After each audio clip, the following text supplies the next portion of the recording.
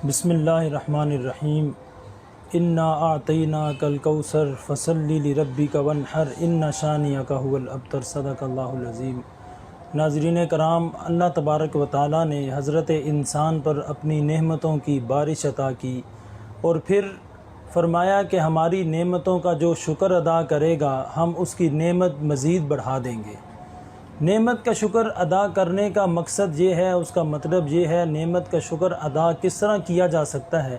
اس کا طریقہ کار یہ ہے کہ اس نعمت کو ان لوگوں تک بھی پہنچایا جائے جن تک وہ نعمت نہیں پہنچی، اور پھر اس نعمت کا استعمال اللہ تبارک و تعالیٰ کی فرما برداری میں کیا جائے، نہ کہ اس نعمت کا استعمال اس طرح کیا جائے کہ اللہ تبارک و تعالیٰ آپ کے اس عمل سے ناراض ہو جائے۔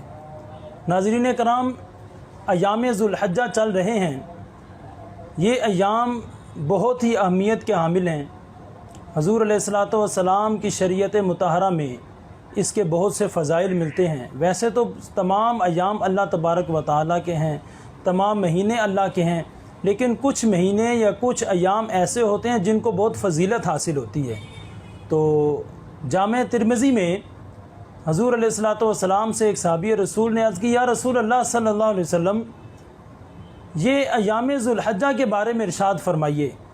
میرے پاک نبی صلی اللہ علیہ وسلم نے فرمایا کہ اللہ تبارک و تعالیٰ کو ذوالحجہ کے پہلے 10 دنوں میں عبادت کرنا تمام سال سے زیادہ عبادت کرنے سے افضل سمجھا جاتا ہے۔ یعنی اللہ تبارک و تعالیٰ اپنے بندے کی ان 10 دنوں میں جو عبادت ہے اس کا زیادہ اجر عطا فرماتا ہے بجائے اس کے کہ جو پورا سال عبادت کی ہو۔ پھر فرمایا کہ ان 10 دنوں میں جو 10 روزے آتے ہیں نفلی روزے، فرمایا کہ ایک دن کا روزہ پورے سال کے نفلی روزوں کے برابر ہے۔ پھر فرمایا کہ اس پاک مہینے کی جو راتیں ہیں، ایک رات میں بھی اگر عبادت کی جائے اللہ تبارک و تعالیٰ اس کو لیلۃ القدر کی عبادت کے برابر ثواب عطا کر دیتا ہے۔